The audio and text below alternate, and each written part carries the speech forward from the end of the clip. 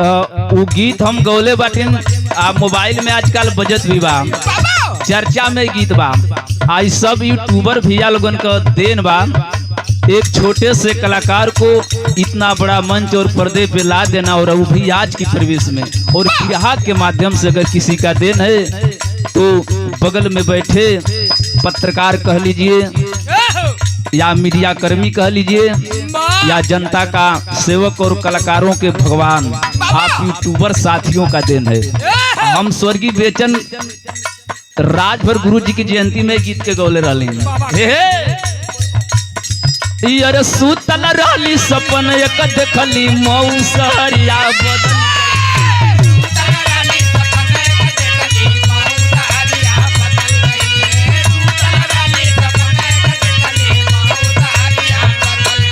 अरे मऊ सहरिया बदल गई,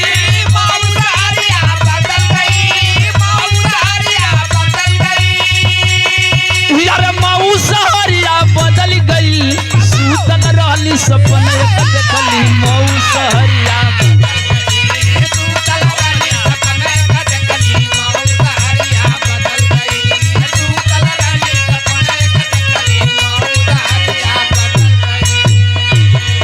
अरे मऊ सहरा की चार लाइनिया घूम गई गलियां गलियां,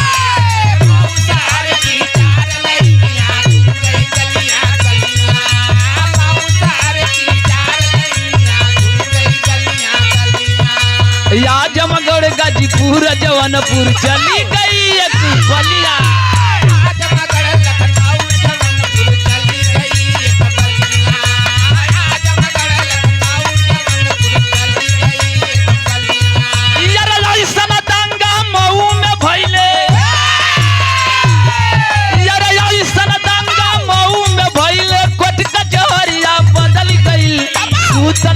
सपन एक देखली मऊ सहरिया।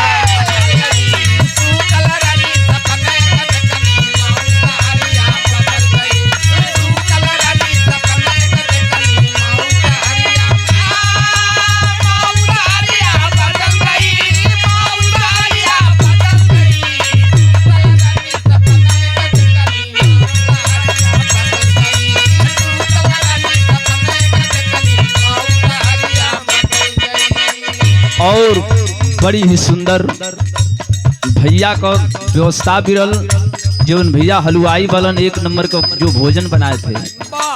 ओ लाल जमाना तो